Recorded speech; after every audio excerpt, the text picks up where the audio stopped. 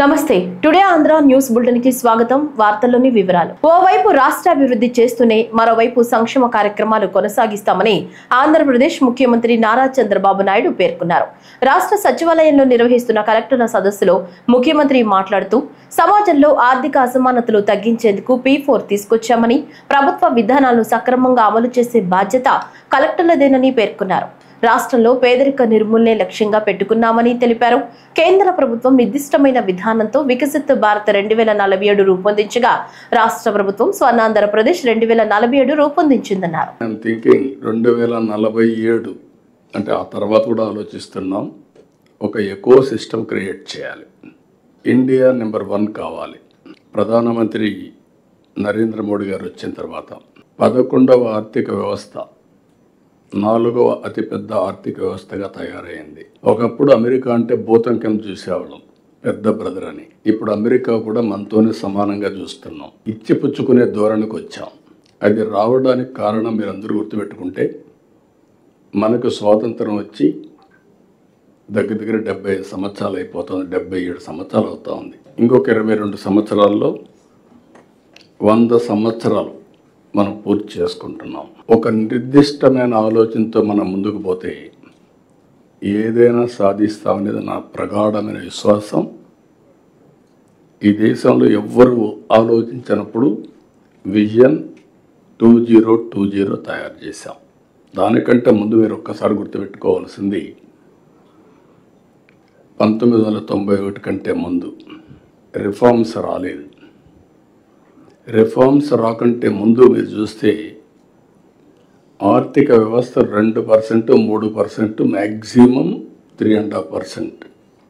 అది ప్రపంచమంతా మనల్ని ఎగతాళి చేసేవాళ్ళు. ఇది హిందూ గ్రోత్ రేట్ అని. ఒకప్పుడు ఏషియన్ టైగర్స్ అని ఒక 6-7 దేశాలు, సౌత్ కొరియా ఇవన్నీ బ్రహ్మాండంగా చేస్తే నేను మన ఎమ్మెల్యేస్ అందరినీ ఆ దేశాలకు పంపించాను. ప్రభుత్వ డబ్బులు ఖర్చు పెట్టి చూసి ఒక పబ్లిక్ పాలసీలో వాళ్ళు ఏం చేయగలుగుతున్నారో మనం ఎట్లా చేయాలని చెప్పి పంపించాను. నా దగ్గరకు వచ్చి అపోజిషన్ పార్టీస్ అన్నీ మీరు కరెక్ట్ సార్ అని నన్ను పొగిడారు. అసెంబ్లీ పోతే వ్యతిరేకించారు. వాళ్ళు చెప్పింది నేను వినుంటే నేను ఏ పని చేసేవాడిని కాదు. ఇన్ మై ఎక్స్పీరియన్స్ నేను సెల్ ఫోన్లో మాట్లాడితే ఎగతాళి చేశారు, టెక్నాలజీ మాట్లాడితే అవహేళన చేశారు, రిఫార్మ్స్ కావాలి అని మాట్లాడితే చాలామంది వద్దన్నారు, ఓపెన్గా అపోజ్ చేశారు. ఈరోజు అలాంటి రాజకీయ పార్టీలు మనుగడ లేకుండా పోయే పరిస్థితి వచ్చింది. ఇవన్నీ గత చరిత్ర. ఇప్పుడు వచ్చినప్పుడు మీ అందరూ గుర్తుపెట్టుకోవాల్సింది, ఈ ప్రభుత్వం వస్తానే ఒక నిర్దిష్టమైన విధానం government of India Viksit Bharat 2047 తయారు చేశారు. మనం వచ్చిన తర్వాత స్వర్ణాంధ్రప్రదేశ్ 2047 తయారు చేశాం. ఇది మనందరికి ఒక బైబిల్ కావాలి, ఒక భగవద్గీత కావాలి, ఒక ఖురాన్ కావాలి. మీరు ఎవరైనా సరే చేసేటప్పుడు ఇది అవన్నీ కూడా మానసిక ఆనందం, ఒక మనకు తృప్తినిచ్చేదైతే ఇది జరిగితే భారతదేశాన్ని ఎవ్వరూ ఆపలేరు. ప్రపంచంలో నెంబర్ 1గా తయారవుతుంది. అందులో తెలుగు రాష్ట్రం మనం అగ్రస్థానంలో ఉండాలని నా ఆలోచన. ప్రభుత్వ ముఖ చిత్రాన్ని క్షేత్రస్థాయిలో ప్రతిబింబించే రీతిలో జిల్లా కలెక్టర్లు కృషి చేయాలని రాష్ట్ర ఆర్థిక శాఖ మంత్రి పయ్యావుల కేశవ్ తెలిపారు. రాష్ట్ర సచివాలయంలో జరుగుతున్న జిల్లా కలెక్టర్ల సమావేశంలో మంత్రి మాట్లాడుతూ ప్రజలకు సంతృప్తి స్థాయిలో సేవలు అందించాలని సూచించారు. వినూత్న ఆలోచనలతో రాష్ట్ర ఆర్థిక వ్యవస్థలో సమూల మార్పులు తీసుకొస్తూ రాష్ట్ర ఆదాయాన్ని, సంపదను సృష్టిస్తున్నట్లు వివరించారు. ప్రతిదానికి ఒక యాడ్ స్టిక్, ప్రతిదానికి ఒక మెజరబిలిటీ అనేటువంటిది ఉండాలి పర్ఫార్మెన్స్లో. ఎందుకు అనంటే కామన్ మ్యాన్కి ఇప్పటికీ కూడా collector is the face of the government. So deliverables అన్నీ వెళ్లాల్సింది, జిల్లా యంత్రాంగంలో పనితీరు ఇంప్రూవ్ కావాల్సింది, కీలకమైనటువంటి స్థానం కలెక్టర్. అందులో మీ కెరియర్లో this is the most aspired post. దీనికి మీరు now you have been chosen few by the chief minister. Now it's your responsibility, it's your turn to start delivering the chief minister's ideas. And I can tell you watch you for certain things. నాకు ఒక 30 సంవత్సరాల ఎంతో సుదీర్ఘ పయనం చేశాను నేను. 30 సంవత్సరాలలో ప్రతిరోజు ఏదో ఒక కొత్త విషయాన్ని కొత్తగా ఆలోచించే ఎనర్జీ జీలు ఉన్నటువంటి వ్యక్తి. ఆయన ఎదురుగా చెప్పడం కాదు, ఇట్స్ రేరెస్ట్ ఫినామినా. ఒక మనిషిలో ఇట్లా ఉండడం, ఒక తపన ఆరాటం, ఇంకా ఏదో చేయాలి, ఇంకా బెటర్గా చేయాలి, ఇంకా అద్భుతంగా చేయాలి అనేటువంటి నెవర్ ఎండింగ్ జీల్ ఉన్నటువంటి లీడర్తో పనిచేయడం is the greatest opportunity for you to rise your bench marks, to rise your capabilities. మనం అందరం కూడా కాంప్లిసెన్సీ లైఫ్లో చాలా ఈజీగా సెటిల్ అయిపోతాం. కలెక్టర్ అయిపోయాము అనగానే మేము అచీవ్ అయిపోయాం, మంత్రి అవగానే మేము అచీవ్ అయిపోయాము అనేటువంటిది. ముఖ్యమంత్రి గారికి ఎవ్రీడే ఆయన బార్ పెంచుతూ ఉంటారు మాకు. సో మీ కలెక్టర్స్ కూడా don't be satisfied. I don't think you will have an opportunity to live a satisfied life because your bar will be like a bamboo tree. It will grow by the night, it will grow by the day. Your bar will be constantly upgraded every day, every minute. There's a challenge in you to rise up to the Chief Minister's occasion. That's what give you the confidence, I tell you. I mean, the అద్భుతమైనటువంటి confidence వస్తుంది. ముఖ్యమంత్రి గారి ఎక్స్పెక్టేషన్స్ని reach అయ్యి మనం deliver చేసిన రోజున అటు public satisfaction పెరుగుతుంది, మన సాటిస్ఫాక్షన్ పెరుగుతుంది, మన కేపబిలిటీస్ పెరుగుతాయి. So it's a rarest opportunity. I'm telling you, the young team here, get the best, do the best. తిరుపతిలో తొలిసారి జరుగుతున్న జాతీయ మహిళా సాధికార సదస్సు 2వ రోజు కార్యక్రమంలో Lok Sabha speaker Om Birla, Rajya Sabha deputy chairman Harivansh Narayana Singh, రాష్ట్ర గవర్నర్ ఎస్ అబ్దుల్ నజీర్ పాల్గొన్నారు. ఈ సందర్భంగా ఓం బిర్లా మాట్లాడుతూ మహిళల భాగస్వామ్యం లేకుండా వికసిత భారత్ సాధించలేమని, భద్రత, ఆత్మ నిర్భరత ప్రతి మహిళకు అందించాలన్నారు. మహిళల్ని సామాజిక, ఆర్థిక, రాజకీయ, క్రీడా రంగాల్లో మరింత ముందుకు తీసుకొచ్చేలా 2 రోజుల పాటు చర్చలు జరిగాయన్నారు.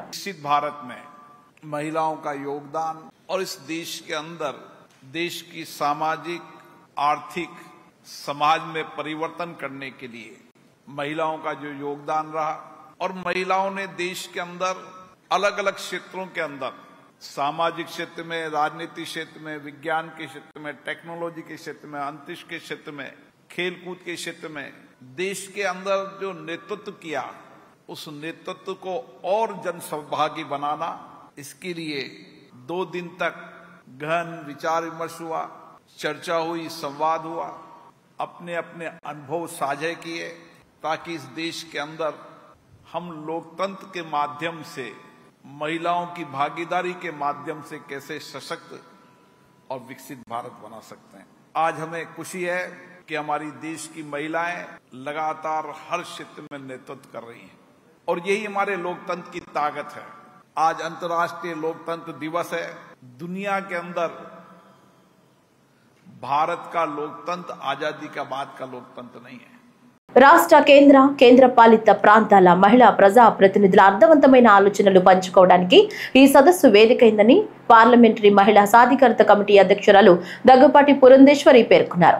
తిరుపతిలో జాతీయ మహిళా సాధికార సదస్సు 2వ రోజు కార్యక్రమంలో ఆమె మాట్లాడుతూ ఈ సదస్సులో మహిళలు, ప్రజా ప్రతినిధులు ఎదుర్కొంటున్న సమస్యలు చర్చకు వచ్చాయన్నారు. చంద్రయాన్లో మహిళల పాత్ర భారతీయుల విలువను పెంచిందన్నారు. మహిళా సంక్షేమం కోసం ఇలాంటి సదస్సులు జిల్లా స్థాయి నుంచి మండల స్థాయి వరకు జరగాలన్నారు. Overall theme of the conference, that is women-led development for Viksit Bharat, was very relevant and appropriate. If we look around, we can see that there is a fundamental shift in the national mindset. It is no longer women's participation. It is about women-led development. The mission of Viksit Bharat 2047 will be realized with women at the forefront.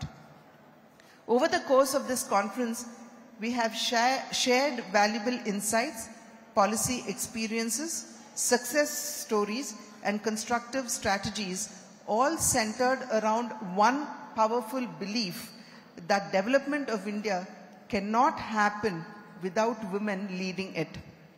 And as we gather here today, at the culmination of this remarkable historic initiative, it is not just a moment of conclusion. It is a moment of creative or collective commitment with a renewed purpose. The uniqueness of this conference lies in the powerful convergence of leadership from both Parliament and state UT legislators, all of the members of the parliamentary panel, panel members from state UT legislative assemblies who are united by a shared responsibilities, that is to ensure that women's voices are not only heard but are instrumental in shaping the future of India. This conference carries a special significance. It is a reflection of the prevailing and growing reality. During the plenary discussions of the conference, we discussed two sub-themes. They were gender responsive budgeting and empowering women to face the challenges of emerging technologies. It was an educative experience for all of us to have exchanged views on these themes. Friends, the Committee on the Empowerment of Women are not just the constitution of an apex body for women.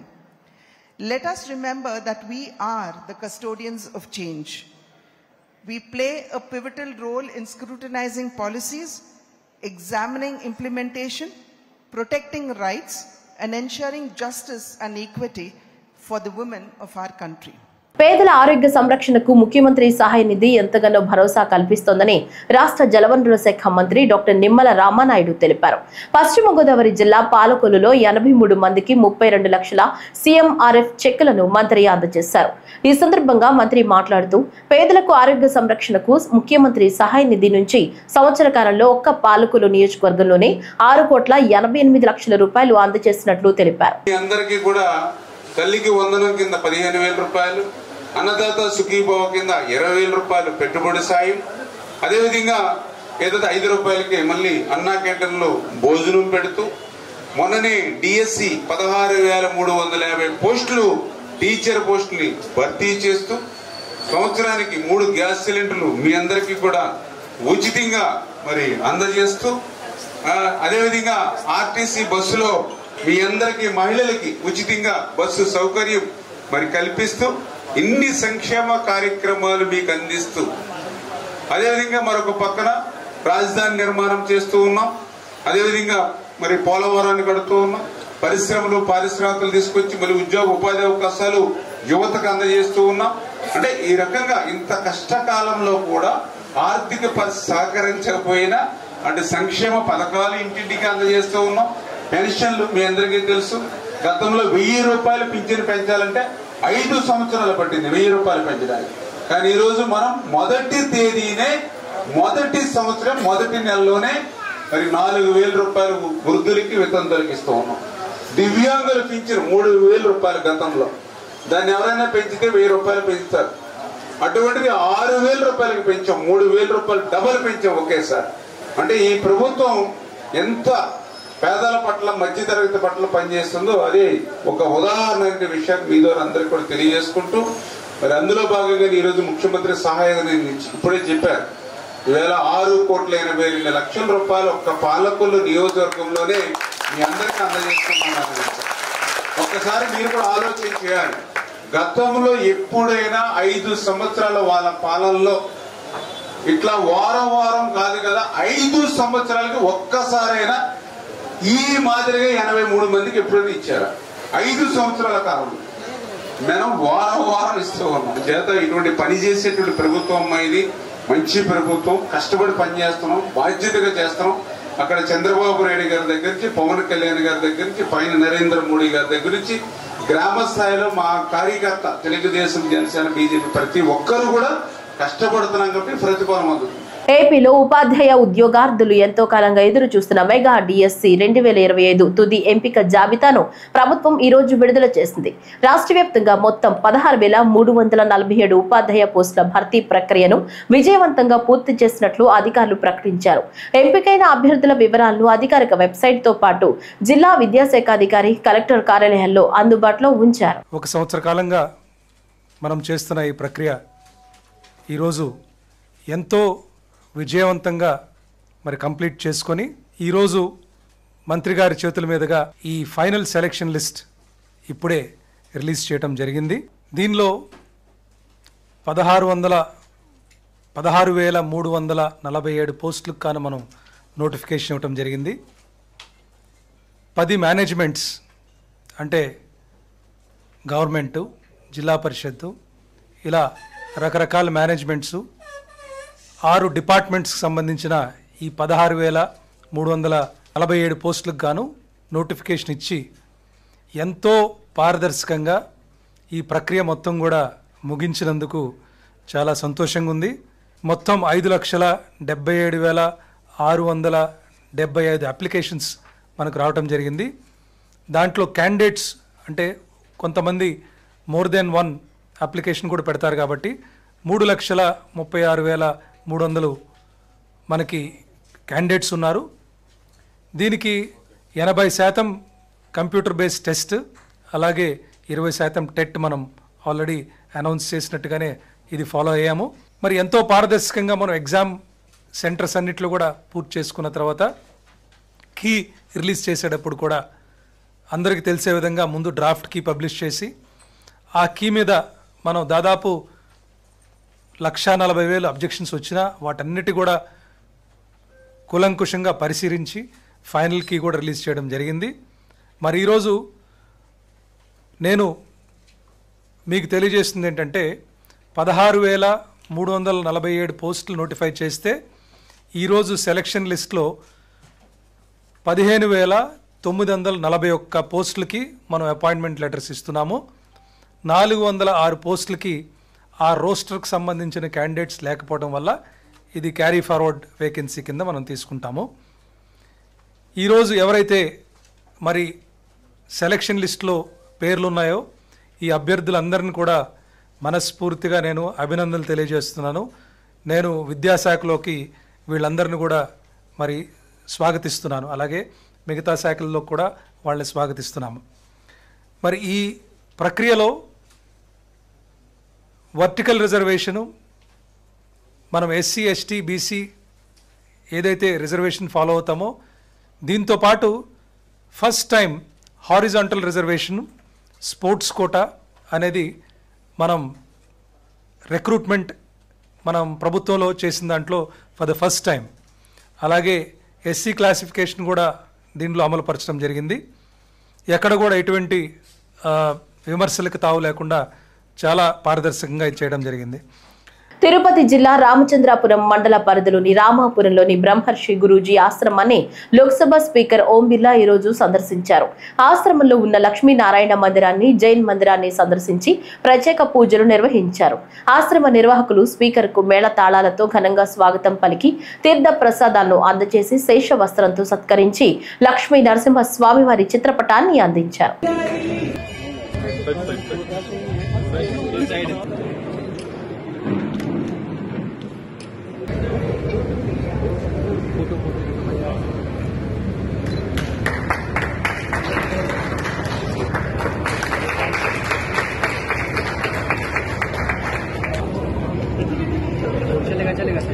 జిల్లాలో ఎలాంటి సమస్యలు లేకుండా శాంతి భద్రతలకు పెద్దపీట వేసేలా చర్యలు తీసుకుంటామని చిత్తూరు జిల్లా నూతన ఎస్పీ తుషార్ డూడి తెలిపారు. జిల్లా ఎస్పీగా తుషార్ డూడి చిత్తూరు నూతన పోలీస్ కార్యాలయంలో బాధ్యతలు స్వీకరించారు. ముందుగా పూజా కార్యక్రమాలు నిర్వహించారు. పోలీస్ అధికారులు ఆయనకు పుష్పగుచ్చాలు అందజేసి శుభాకాంక్షలు తెలిపారు. అనంతరం జరిగిన మీడియా సమావేశంలో ఆయన మాట్లాడుతూ జిల్లాలో మహిళా రక్షణకు పెద్దపీట వేస్తామన్నారు. అలాగే గంజాయి, ఎర్రచందనం స్మగ్లింగ్ నిరోధంతో పాటు సమస్యాత్మక ప్రాంతాల్లో ప్రత్యేక దృష్టి సారిస్తామన్నారు. I would start by thanking Honorable CM, Honorable DGP sir for giving me this opportunity. Chittoor posting చేయడం ఒక నాకు ప్రెస్టీజియస్ పోస్టింగ్. దాంట్లో ఆల్రెడీ నేను కొంచెం స్టడీ చేసుకొని వచ్చాను. ఇక్కడ ఉన్న ఇష్యూస్ని కొంచెం జాగ్రత్తగా హ్యాండిల్ చేయాలి. Especially women safety, drugs issues, తర్వాత రౌడీస్ని కంట్రోల్ చేయడం అండ్ ఓవరాల్ ఒకటి ప్రశాంతంగా వాతావరణం ఈ పబ్లిక్కి ఇవ్వడం, అది నా ప్రయారిటీస్ ఉంటాయి. సో పాత ఆఫెండర్స్ ఎవరు ఉన్నారు, ఇంకా ఈ కొంచెం పర్సన్ వైజ్ కూడా, టైం వైజ్ కూడా అండ్ ఏరియా వైజ్ కూడా ప్లాన్ చేసుకొని దాంట్లో గట్టిగా చర్యలు తీసుకుంటాం. చిత్తూరు జిల్లా నూతన ఎస్పీగా నియమితులైన సీనియర్ ఐపీఎస్ అధికారి తుషార్ డూడి సతీష్ సమేతంగా చిత్తూరు జిల్లాలోని శ్రీ కాణిపాక వరసిద్ధి వినాయక స్వామిని దర్శించుకున్నారు. దర్శనానంతరం ఎస్పీ దంపతులకు ఆలయ అధికారులు స్వామివారి తీర్థ ప్రసాదాలు, శేషవస్త్రం, చిత్రపటాన్ని అందజేశారు.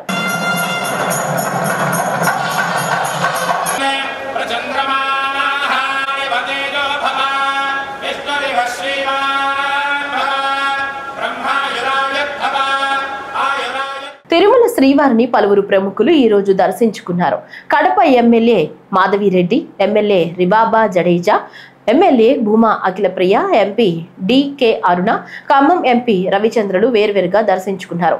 ఆలయం వద్ద టీటీడీ అధికారులు ప్రముఖులకు స్వాగతం పలికి ప్రత్యేక దర్శన ఏర్పాట్లు చేశారు. ఆలయంలోని రంగనాయకుల మండపంలో స్వామివారి తీర్థ ప్రసాదాలను అందజేశారు. తిరుపతిలో జరుగుతున్న మహిళా సాధికారత జాతీయ సదస్సులో పాల్గొనేందుకు ఎమ్మెల్యేలు, ఎంపీలు తిరుపతికి చేరుకున్నారు.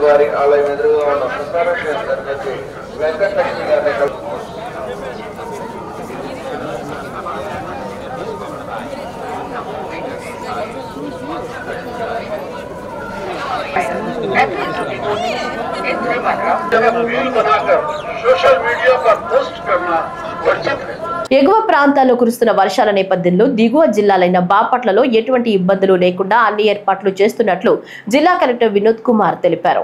కొల్లూరు మండలంలోని అరవింద వారధి తదితర ప్రాంతాల్లో పర్యటించి కొల్లూరు మండల పరిషత్ కార్యాలయంలో జిల్లా మండల స్థాయి అధికారులతో సమీక్షా సమావేశం నిర్వహించారు. అనంతరం కలెక్టర్ మాట్లాడుతూ జిల్లాలో కృష్ణానదికి అధికంగా వరద నీరు వస్తే ఎదుర్కోవడానికి జిల్లా యంత్రాంగం సిద్ధంగా ఉందన్నారు. నదీ పరివాహక లంక గ్రామాల్లో బోట్లు అందుబాటులో ఉంచాలని ఆదేశించారు. ఎటువంటి ఇబ్బందులు లేకుండా ఎలాంటి నష్టాలు జరగకుండా చూసుకోవడానికి చేయాల్సిన అన్ని చర్యలు మేము చేస్తామని తెలియజేస్తున్నాం. అలాగే ఎప్పుడు మనకి ఫస్ట్ వార్నింగ్ వస్తుంది అప్పుడు ఒక కంట్రోల్ రూమ్ నంబర్ కూడా ఇవ్వడం జరుగుతుంది. ప్రజలు ఎవరైనా సరే మనకు కాల్ చేసి మీ పరిస్థితి మీరు చెప్పొచ్చు, మీకు ఏం కావాలనేది కూడా మనకు తెలియజేయచ్చు. ప్రభుత్వం ప్రతిష్టాత్మకంగా చేపట్టిన ప్రజా సమస్యల పరిష్కార వేదికలో వచ్చిన ప్రతి సమస్యకు సంబంధిత అధికారులు తక్షణమే స్పందించి పరిష్కరించాలని డిఆర్ఓ సూర్యనారాయణ రెడ్డి అధికారులను ఆదేశించారు. శ్రీ సత్యసాయి జిల్లా పుట్టపర్తి కలెక్టరేట్ లో ఈరోజు ప్రజల నుంచి వినతులను స్వీకరించి సమస్యలను అడిగి తెలుసుకున్నారు. సమస్యల పరిష్కారం కోసం 1100 కాల్ సెంటర్ ను ప్రజలు వినియోగించుకోవాలని సూచించారు.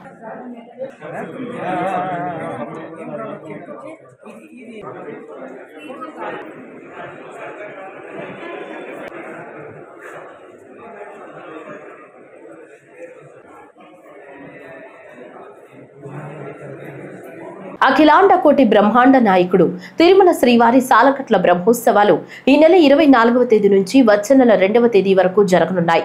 ఈ నేపథ్యంలో బ్రహ్మోత్సవాలకు సంబంధించిన ఏర్పాట్లు ముమ్మరంగా సాగుతున్నాయని తిరుమల తిరుపతి దేవస్థానం పాలక మండలి చైర్మన్ బిఆర్ నాయుడు తెలిపారు. ఆలయ కార్యనిర్వహణాధికారి అనిల్ కుమార్ సింగాల్, అదనపు కార్యనిర్వహణాధికారి వెంకయ్య చౌదరితో కలిసి ఆదివారం సాయంత్రం ఆలయ మాడవీధిలో జరుగుతున్న బ్రహ్మోత్సవాల ఏర్పాట్లను చైర్మన్ బిఆర్ నాయుడు తనిఖీ చేశారు. ఈ సందర్భంగా చైర్మన్ మీడియాతో మాట్లాడుతూ బ్రహ్మోత్సవాలకు వచ్చే భక్తులకు ఎలాంటి అసౌకర్యం కలగకుండా ఏర్పాట్లు చేస్తున్నామని అన్నారు. 24వ తారీఖు నుంచి జరగబోయే ఈ బ్రహ్మోత్సవాలను పురస్కరించుకొని ఈరోజు ఈ మాడవీధిలో అయితే ఏముంది, తిరుమలలో అయితే ఏముంది, ఇవన్నీ కూడా ఏర్పాట్లు ఎలా జరుగుతున్నాయి అవన్నీ కూడా చూడటం జరిగింది. ఇంకేదో చిన్న చిన్న ఎక్కడన్నా ల్యాబ్స్ ఉంటే ఈ 10 రోజుల్లో అన్నీ కూడా మొత్తం పూర్తి చేస్తారు. ఏర్పాట్లు అయితే చాలా బ్రహ్మాండంగా ఉంది. ఇప్పటి వరకు కూడా జరిగింది ఒక ఎత్తు, రాబోయే బ్రహ్మోత్సవాలు కొంచెం డిఫరెంట్గా చేయాలి, బ్రహ్మాండంగా చేయాలి. భక్తులకి అసౌకర్యం కల్పించకుండా వచ్చిన వాళ్ళకి ప్రతి ఒక్కరికి దర్శనం కలిగేటట్టుగా ఏర్పాట్లు చేస్తున్నాం. మొత్తం 30-35 LED స్క్రీన్లు పెట్టడం, విద్యుత్ అలంకరణ అయితే ఏముంది, ఈసారి ఒక ప్రెస్టేజ్గా తీసుకొని బ్రహ్మాండంగా చేయాలనే ఉద్దేశంతో ఈరోజు మేమందరం కూడా సంబంధిత అధికారులతో వచ్చి చూడటం జరిగింది. ఏర్పాట్లు అయితే బాగున్నాయి, అందులో ఏమాత్రం అనుమానం లేదు. ఇక ఏదైనా చిన్న ఉంటే త్వరలోనే అవన్నీ కూడా కంప్లీట్ చేసుకొని మేము ముందుకెళ్తాం. యాత్రికుల రద్దీని దృష్టిలో పెట్టుకుని తిరుపతిలో అత్యాధునిక బస్ స్టేషన్ నిర్మించాలని ముఖ్యమంత్రి చంద్రబాబు అధికారులను ఆదేశించారు. గుంటూరు జిల్లా ఉండవల్లిలోని క్యాంపు కార్యాలయంలో national highways logistics management limited APS RTC అధికారులతో ఆయన సమీక్ష నిర్వహించారు. ఈ సందర్భంగా ముఖ్యమంత్రి మాట్లాడుతూ నూతనంగా నిర్మించే బస్ స్టేషన్లో సుమారు 150 బస్సులు ఒకేసారి నిలిపి ఉంచేలా బస్ బే ఉండాలని, హెలీప్యాడ్ సౌకర్యంతో పాటు రోప్ వే, కమర్షియల్ కాంప్లెక్స్లు, మాల్స్, మల్టీప్లెక్స్లతో డిజైన్లు రూపొందించాలని అధికారులకు సూచించారు.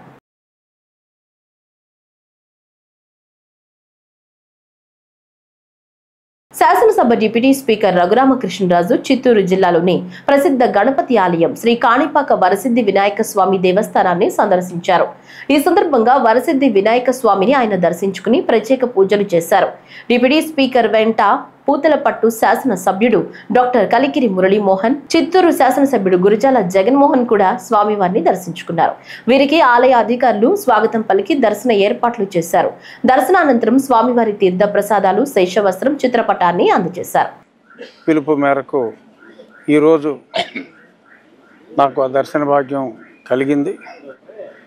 ఎమ్మెల్యే గారు ఇంకా ఎన్నో అభివృద్ధి కార్యక్రమాలకి ముఖ్యమంత్రి గారు కూడా మాటిచ్చారని చెప్పారు. రాబోయే రోజుల్లో దేవుడు ఎలా అయితే ఆ విగ్రహం ఎంతగా వృద్ధి చెందుతుందో అంతకి ఎన్నో రెట్లు ఈ ఆలయం మురళీమోహన్ గారి నేతృత్వంలో ఇక్కడ మరింత అభివృద్ధి చెందాలని ఆ స్వామి ఆశీస్సులు మన తెలుగు ప్రజలందరికీ, దేశ ప్రజలందరికీ ఉండాలని ఈ సందర్భంగా మనస్ఫూర్తిగా కోరుకుంటున్నాను. సమాజంలో అల్లర్లు సృష్టించి శాంతి భద్రతలకు విఘాతం కలిగించే రౌడీ మూకలకు ఇదే మొదటి, చివరి ఆదేశాలని హెచ్చరించారు అన్నమయ్య జిల్లా ఎస్పీ ధీరజ్ కునిబిల్లి. గతంలో అన్నమయ్య జిల్లా ఎస్పీగా పనిచేస్తున్న విద్యాసాగర్ నాయుడు ప్రకాశం జిల్లాకు బదిలీ కావడంతో ఆయన స్థానంలో నూతన ఎస్పీగా ధీరజ్ కునిపిల్లి నియమితులయ్యారు. జిల్లా నూతన ఎస్పీని వేద పండితులు పూర్ణ కుంభంతో స్వాగతం పలికి ప్రత్యేక పూజల అనంతరం అన్నమయ్య జిల్లా నూతన ఎస్పీగా ధీరజ్ బాధ్యతలు చేపట్టారు.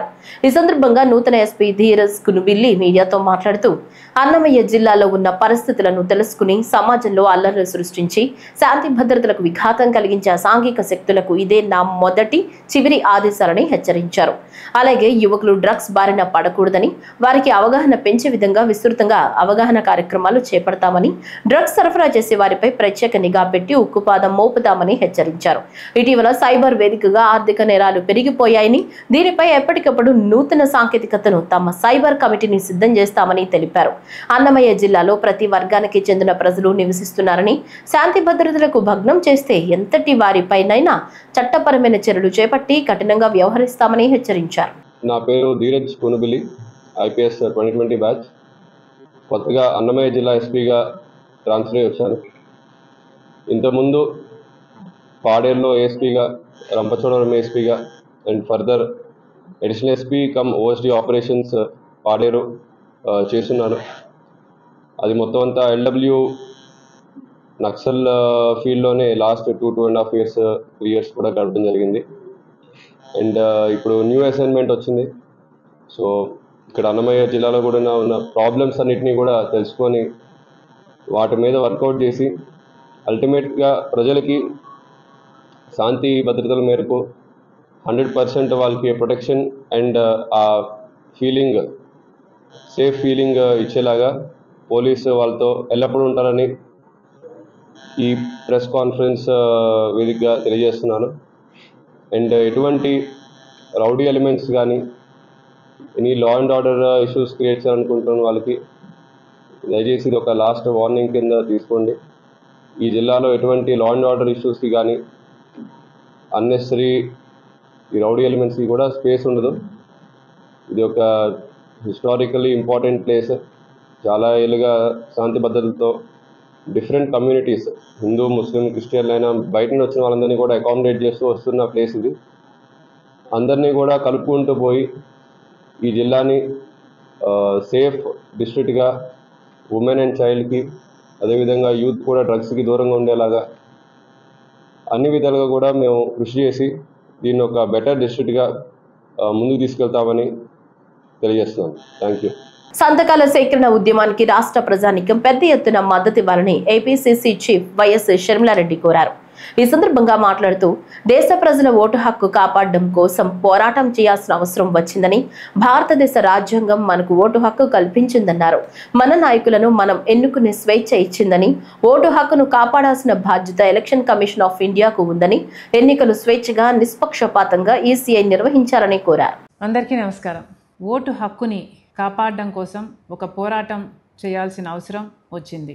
భారతదేశ రాజ్యాంగం మనందరికీ ఓటు హక్కునిచ్చింది, మన నాయకుల్ని మనమే ఎన్నుకోవడానికి. ఆ ఓటు హక్కుని కాపాడాల్సిన బాధ్యత ఎలక్షన్ కమిషన్ ఆఫ్ ఇండియాకి ఉంది.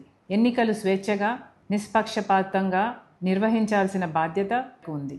కానీ ఎలక్షన్ కమిషన్ ఆఫ్ ఇండియా ఈరోజు బీజేపీ మోడీ గారి చేతిలో బందీ అయ్యింది. ఎలాగైతే అన్ని వ్యవస్థలు ఇప్పటికే ఈడీ అయినా, సిబిఐ అయినా, ఇన్కమ్ ట్యాక్స్ అయినా, ఆర్బీఐ అయినా, స్టాక్ ఎక్స్చేంజ్ అయినా, ఎలాగైతే అన్ని వ్యవస్థలు మోడీ గారి గుప్పెట్లో బీజేపీ కోసం పనిచేస్తున్నాయో ఎలక్షన్ కమిషన్ ఆఫ్ ఇండియా కూడా ఈరోజు బీజేపీ కోసమే పనిచేస్తుంది. ఈ విషయాన్ని రాహుల్ గాంధీ గారు దేశం ముందు బయటపెట్టడం జరిగింది. ఇది పచ్చి నిజం, ఇది మన భారతదేశ ప్రజాస్వామ్య యథార్థత అని రాహుల్ గాంధీ గారు దేశం ముందు ఈసీఐ బండారం బయటపెట్టారు. ఒక శాంపుల్ తీసుకున్నారు కర్ణాటకలోని మహదేవ్పూర్లో. దాంట్లోనే 1,00,000 దొంగ ఓట్లని నమోదు చేశారు. 1,00,000 ఓట్లకి దొంగ పేర్లున్నాయి, దొంగ ఫోటోలున్నాయి, దొంగ అడ్రస్లున్నాయి. ఇలా ఓట్ చోరీ చేయడమే కాక మహారాష్ట్రలో 5-6 గంటలకు మధ్యలో 60 లక్షల ఓట్లకు పైగా కొత్త ఓట్లు వేయటం జరిగింది.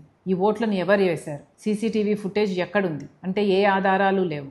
అలాగే గత 5 సంవత్సరాలుగా ఎన్ని ఓట్లయితే నమోదయ్యాయో ఎలక్షన్లకు ముందు 5 నెలల్లోనే 1 కోటి ఓట్లకు పైగా అంతకంటే ఎక్కువ నమోదయ్యాయి. మరి ఇది అన్యాయం కాదా? ఇది ఓటు చోరీ కాదా? ఎలక్షన్ కమిషన్ వాళ్ళ బీజేపీకి వ్యతిరేకంగా ఉన్న ఓట్లని తొలగించడం అయితేనేమి, లేక దొంగ ఓట్లు బీజేపీకి అనుకూలంగా వేసేవారి పేర్లను చేర్చడం అయితేనేమి, ఇలా ఓటు చోరీకి పాల్పడుతుంది ఎలక్షన్ కమిషన్ ఆఫ్ ఇండియా. ఈరోజు ఎలక్షన్ కమిషన్ ఆఫ్ ఇండియా కూడా బీజేపీ ఎలక్షన్ ఏజెంట్గా పనిచేస్తుంది. వీటి మీద పోరాటం చేయాల్సిన అవసరం ఉంది. ఈ వార్తలు ఇంతటితో సమాప్తం. నమస్కారం.